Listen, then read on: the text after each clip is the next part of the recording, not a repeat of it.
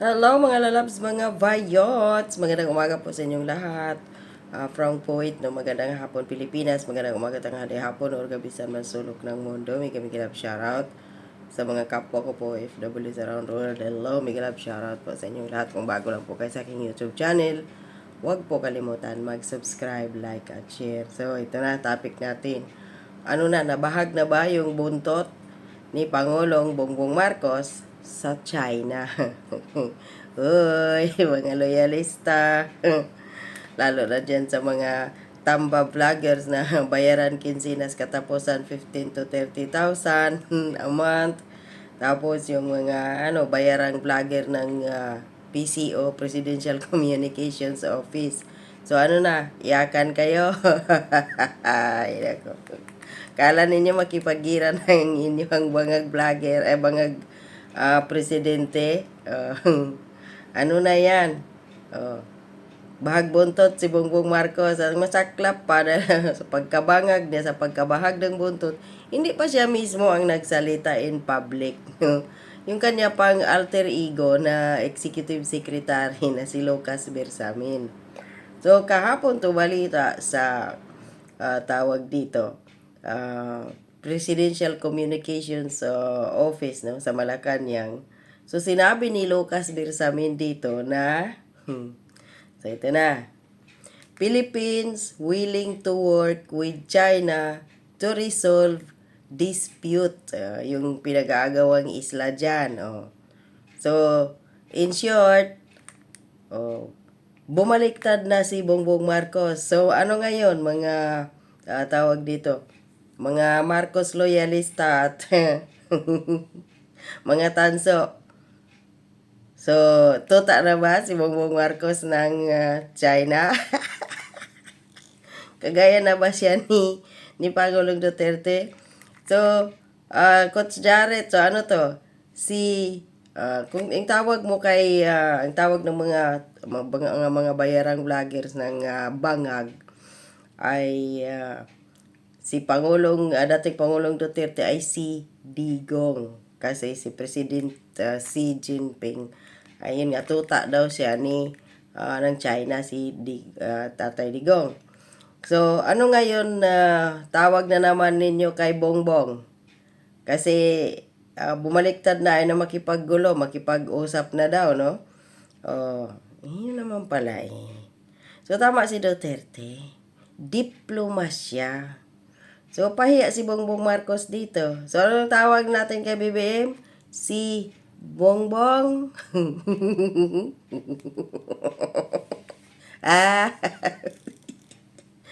ayun, kasi hindi naman ka talaga pwede maggira-gira dan kahit sabihin pa ni Bongbong Marcos na i-activate na natin yung Mutual Defense Treaty, hindi pa rin makipaggera ang sa Pilipinas, sa China. Bibigyan lang ng armasan, bigyan ng bala ang Pilipinas.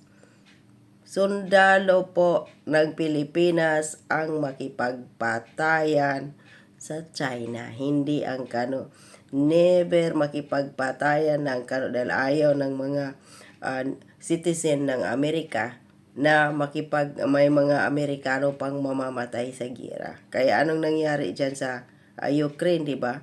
Nagbigay lang po sila giyera. O ngayon, nagkaubusan na yung kanilang sundalo. O kaya nga yun sino ba yun?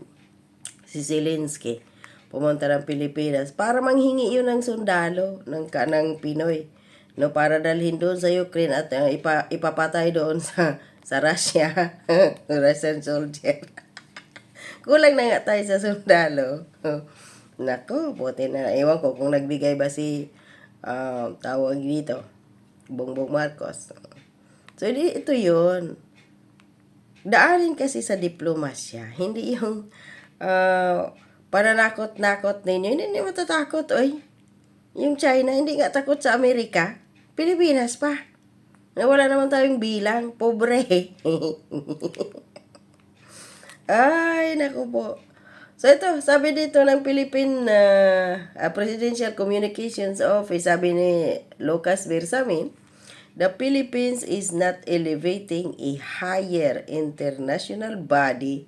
The latest Ayungin Shoal incident, Executive Secretary Lucas Bersamin said on Friday, as he expressed the country's willingness to work with to China to resolve the dispute. Ayun naman pala.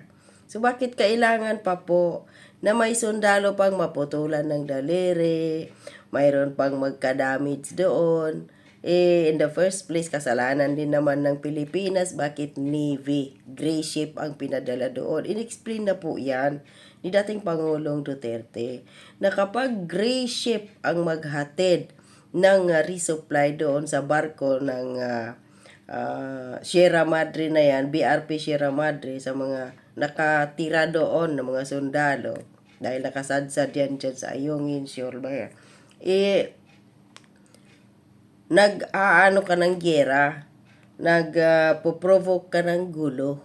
Pero kapag Philippine Coast Guard or yung mga taga-pamalakaya or mga maliit na bangka-bangka lang yung maghatid doon ng resupply, hindi na yun pwede ng China. At saka kapag wala kang doon bawal nga doon magdala ng mga kagamitan na pang-ayos sa barko, armas pa yung dinala at saka Navy. Ibig sabihin, Pilipinas talaga ang nag-provoke ng giyera. Dahil nakikita din ng mga Chinese Coast Guard, bakit mayroon silang mga mahahabang di kalibring baril? So, siyempre, mag-trigger sila. Bakit? Dahil alam nila, baka papatayin sila doon. Ano pa nangyari? Doon pa nga lang sa Chinese Coast Guard, hindi na nga kaya ng Philippine Army, ng ating Navy. Tapos makipaggera pa tayo. Ilang milyon ba yung sundalo ng China? Pati yung mga armas nila, meron na tayo dyan. Ay, Diyos ko po. Kahit magsama-sama lahat ng mga loyalista dyan, tanso. Kahit pa yung mga, sa tingin ninyo, kapag magkagira, sasali dyan yung mga dilawang pink, CPP. Hindi. Kayo lang dyan, mga loyalista. Sa tingin ninyo, kapag magkagira na, may loyalista pa kaya ang sasabak dyan? Wala. Kasi yung presidente, Bongbong Marcos at ang mga kasamahan niya, tatakas na yan sa Pinas. Ay, Diyos ko po. Talaga naman kapag bangag ang presidente, talaga walang matino na pag-iisip. So, sabi pa dito ni Bersamin made the remarks that during the palace press briefing when asked if the government is considering bringing the matter to a global body. So, sabi niya, that's not yet in consideration because I think this is a matter that can easily be resolved. Really? That can easily resolved by soon. Resolved very soon by us. So, ang tanong dito, makikipag-usap na, makipag-meeting na si Bongbong Marcos doon kay Xi Jinping. Mag-uusap na sila. Titingnan natin dahil magagalit din dyan si Uncle Sam. Sasabihin na naman si Uncle Sam, yung kaso ninyo dito, activate ulit. Ay, nagpapatay na. Naloko na. So, yun. Ito pa yung masaklap, no? Pahiya dito. Si Gibo Chodoro. May laki-laki pa naman ang kanyang dati no billboard, yung Gibo Chodoro. Tapos yung Jonathan Malaya ba yun sa National Security Council? Ba yun? Tapos sino pa? Si Browner. Kayong mga hiniral dyan, takot na takot nga kayo kay Liza Marcos. Paano ba kaya sa gira? Makipagpatayan ba kayo? Ni kung sa isang babaeng ahas nga lang dyan Sa dito nga lang sa pagmumukha lang ng babaeng ito, kayong mga hiniral dyan sa ISAF, lahat-lahat na, minin uniform. Takot nga kayo sa itsura nito. Paano pa kaya kung salubungin ang ninyo yung mga missile or nuclear na ba? Nako po, Sa isang sabi lang ng mukha na to sa inyo, oh. Kung ito lang yung mukha ipakita ni Lisa Marcos sa inyo, nangangatal na yung mga itlog ninyo sa takot. Gira pa kaya? Ayun. So, ito pa yung masaklap. Ang masakit dito, itong sinabi pa ni Executive Secretary Lucas Bersamin, no? Itong sabi niya na, no, this was probably, ito daw, misunderstanding or incident lang yung nangyari dyan sa Chinese Coast Guard at saka sa Philippine Navy.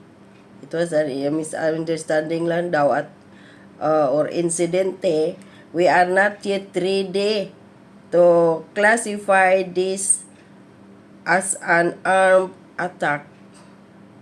So, ginagago lang po yung ating mga kasundaluhan, yung ating Navy. So, kailangan pang may maputol ang kamay. Kawawa naman yung tao. Wala siyang magawa kung di sumunod sa utos ng nakakataas sa kanya. Sino ba yun?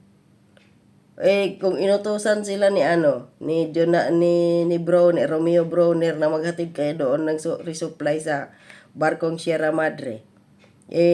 Sa utos ni Bongbong Marcos dahil yon ang commander-in-chief, wala silang magawa. So, ginagaya lang nila doon sa KOGC, sa Kingdom of Jesus Christ ni Pastor Kibuloy, tinitesting kung lalaban ba yung mga tao doon. O, ganito din sa Coast Guard. Tinisting din. Ano nangyari ngayon? Nanakawan pa yung Navy natin. Philippine Coast Guard, Chinese Coast Guard pa lang yan, ha? Talo na yung Navy natin. Ay, naku po. So, sabi pa niya dito, mga nakita namin, bolo, yung mga itak daw, palakol, and nothing beyond that. Sabi daw ni, so, hindi yun arm attack. Ay, naku po, talaga naman itong administrasyon ni Bongbong Marcos, eh. Wala talaga sa hulog. Kasi nga, yung presidente natin, bangag. So, tama yung foreign policy ni Pangulong Duterte noon. So, ang huling halakhak pa rin kay Pangulong Duterte. Una, hindi natin kaya makipagdigma. Wala tayong kagamitan. Pagkatapos, makipagmabutihan sa China. Mag-usap dyan sa dagat na yan. Kayong mga loyalista, kung talagang eager kayo na hindi pwedeng kunin yung atin, kasi sinasabi ninyong atin ito, hindi po natin yan, hindi lang yan sa Pilipinas, dahil lahat dyan claimants. Maraming mga bansa din dyan sa South China Sea na claimants, hindi lang Pilipinas. Dahil dispute, island or area. So, hindi lang po tayo may-ari niyan, hindi yan atin. Huwag kayo maniwala dyan sa kipay ni Risa Hontiveros na atin to, ha? Isa yan sa nagbigay ng gulo dyan sa West Philippine Sea or South China Sea. Yung kipay ni Risa Hontiveros na pumupunta-punta doon. Atin to. Wala kayo, saan si Risa Hontiveros ngayon na nagkagulo dyan? May atin to ba? Nagropo ng Akbayan Party List tumulong doon? Wala! So, in short, ha? Bumaliktad na po ngayon ang Marcos administration sa China. So, si Bongbong na naman. So,